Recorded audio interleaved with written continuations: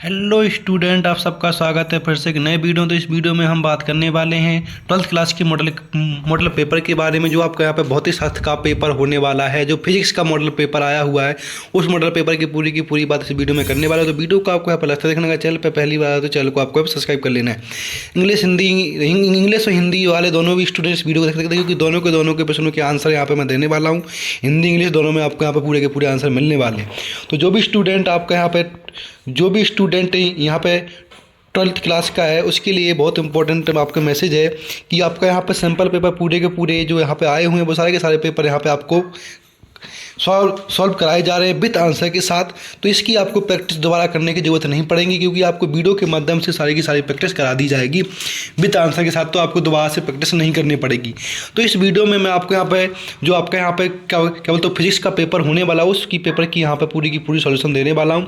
यहाँ पे आपका फिजिक्स का जो मॉडल पेपर है, उस मॉडल पेपर का पूरा आंसर और उसकी मैं अभ्यास आपको इसी वीडियो में करा दूंगा। तो वीडियो को आपको यहाँ पर लास्ट देखना। चैनल पर अगर पहली बार चैनल को सब्सक्राइब कर लेना। तो आपके यहाँ पे 20 के 20 प्रश्नों की प्रैक्टिस इस वीडियो में कराने वाला हूँ। तो वीडियो को आपको लास्ट देखते रहना है।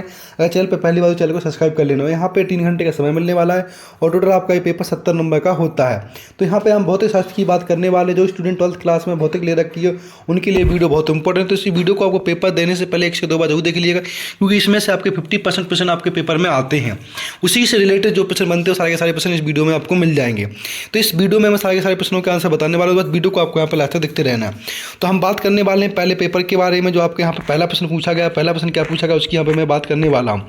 तो बस वीडियो को आपको यहाँ पर लास्ट तक देखते रहना है। चैनल पर पहली बार हो चैनल को सब्सक्राइब करना नहीं भूलना है।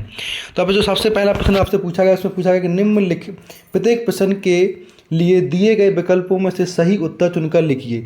जो आपका यहाँ पर 6 नंबर का एक प्रश्न, मतलब 6 प्रश्न होने वाले, 1 नंबर के प्रश्न आपके यहाँ पे होने वाले। तो पहला पूछा गया है कि अवशेषित खोखले गोले के अंदर विद्युत क्षेत्र का मान कितना होता है। विद्युत क्षेत्र का मान कितना होता है, तो यहाँ पे आप पहले का आ जाएगा 0 होता है। ठीक है। दूसरे में पूछा गया कि धारा घनत्व का ऐसा ही मात्रा कितना होता है। धारा घनत्व का ऐसा ही मात्रा कितना होता है, वो एम्पियर प्रति मीटर स्क्वायर होता है। ये भी दूसरा हो जाएगा दूसरे का। प्रश्न नंबर 30 की बात करने वाले हैं। 30 देख लीजिएगा। प्रश्न नंबर 30 पूछा गया कि किस यंत्र उपकरण में धारा मापी की कुंडली के साथ उच्च प्रतिरोध श्रेणी क्रम में जोड़ा जाता है।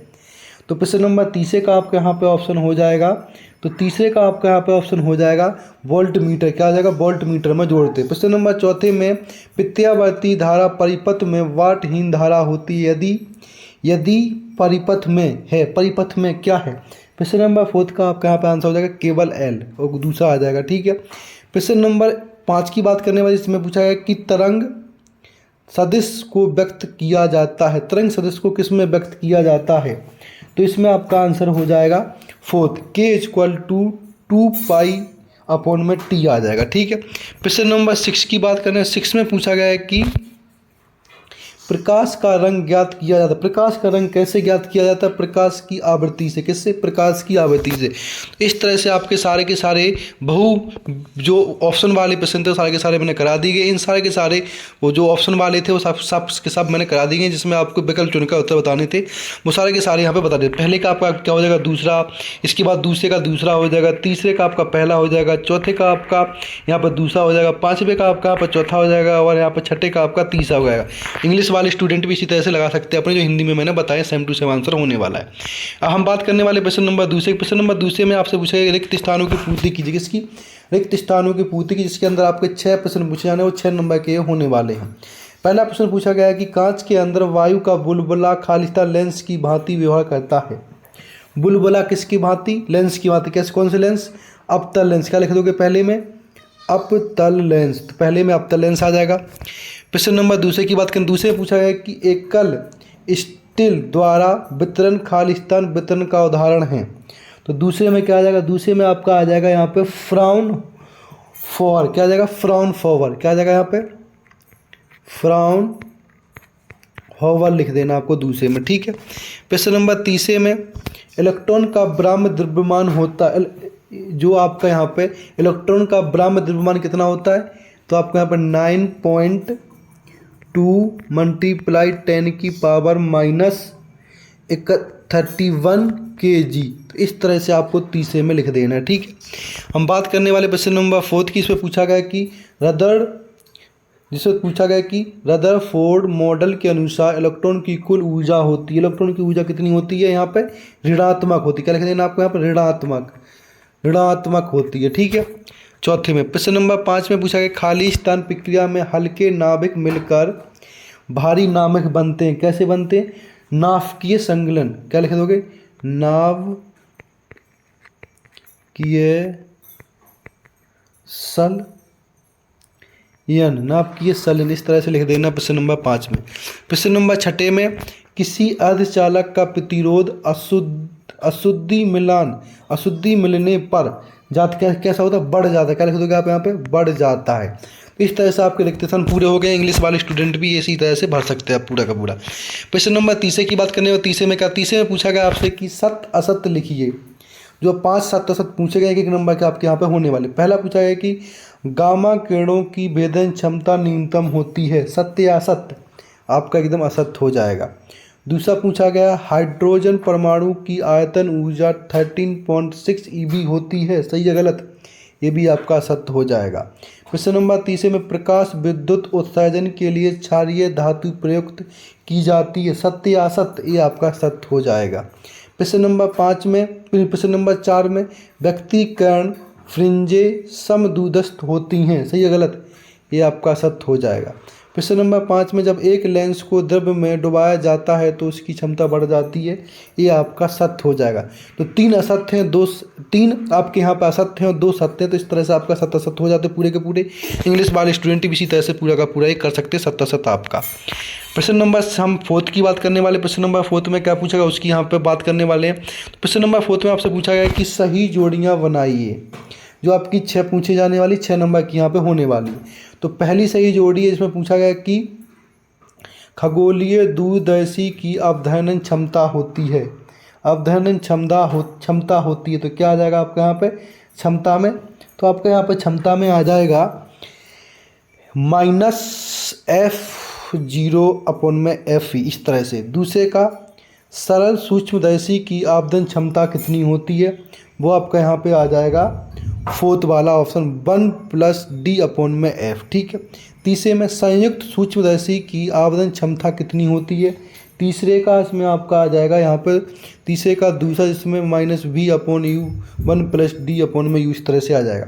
प्रश्न नंबर 4 में चालक का ऊर्जा घनत्व कितना होता है, चालक का ऊर्जा घनत्व आपका यहाँ पे 1/Y, ये पहला हो जाएगा, ठीक है। इसके बाद ई का हो जाएगा चालक की स्थिति ऊर्जा, चालक की स्थिति ऊर्जा क्या, ये आपका यहाँ पर तीसरा हो जाएगा चालक की। इसके बाद छठा विद्युत फ्लक्स का मान क्या होगा 6, तो यहाँ पे ये आपका 6 हो जाए। इस तरह से मैचिंग पूरी की पूरी कर लेनी है। इंग्लिश वाले स्टूडेंट भी इसी मैचिंग को देख के पूरी की पूरी मैचिंग अपनी मिला सकते हैं। तो सारे के सारे प्रश्नों के आंसर आपको इस वीडियो में मिलने वाले, वीडियो को आपको यहाँ पर लास्ट तक देखते रहना, सब आपको यहाँ पर मिल जाएगा, ठीक है। नेक्स्ट प्रश्न की बात करने वाले, नेक्स्ट प्रश्न देख लीजिएगा। नेक्स्ट प्रश्न आपका यहाँ पे आता है इसमें 5th, जिसमें प्रश्न नंबर 5 पूछा, इसमें पूछा गया कि एक वाक्य, एक शब्द या एक वाक्य में उत्तर लिखना। जो आपके 5 प्रश्न पूछे गए हैं और एक नंबर के प्रश्न होने वाले हैं। तो पहला प्रश्न पूछा गया कि किसी पदार्थ की चुंबकीय प्रवृत्ति 0.5 है, या कैसा पदार्थ 0.5 होने पर है प्रति चुंबकीय, क्या हो जाएगा, तो पहले में क्या लिख देना, प्रति चुंबकीय लिख देना पहले में, ठीक है। प्रश्न नंबर दूसरे पूछा गया कि स्वप्रेरक का ऐसा मात्रक क्या होता है, इसका ऐसा मात्रक क्या हो जाएगा दूसरे का, हेनरी, क्या लिख दोगे आप यहाँ पे, हेनरी लिख दोगे, ठीक है। प्रश्न नंबर तीसरे में पूछा गया आपसे कि प्रेरण प्रतिघात एवं कोणीय आवृत्ति का संबंध लिखिए। इसका संबंध लिखना है तो आप लिख दोगे x, छोटे में l नीचे, बराबर में क्या लिख दोगे, बराबर लिख देना आपको 2πVL, इस तरह से तीसरे का लिख देना आपको। प्रश्न नंबर 4 में पूछा गया कि धारा के वर्ग मध्य मूल मान एवं शिखर मान का संबंध लिखिए। तो उसका संबंध लिख देना आपको I/√2, इस तरह से लिख देना आपको, ठीक है। प्रश्न नंबर 5 में आपका पूछा गया कि विकिरण की कण प्रकृति को प्रदर्शित करने वाली परिघटनाओं के नाम लिखिए। तो यहाँ पर नाम लिख देना है प्रकाश, प्रफुत, प्रभात, प्रकाश प्रभुत्व प्रकाश लिख देना प्रश्न नंबर 5। इस तरह से आपके एक वाक्य के उत्तर में हो जाते हैं। हम बात करने वाले हैं प्रश्न नंबर 6 की, जो आपके यहाँ पर 2-2 नंबर के प्रश्न होने वाले हैं यहाँ पे, और 2 प्रश्न पूछे जाएंगे, 2 में से कोई एक प्रश्न आपको यहाँ पे कर लेंगे। प्रश्न नंबर 6 देखेंगे। 6 में क्या पूछा गया?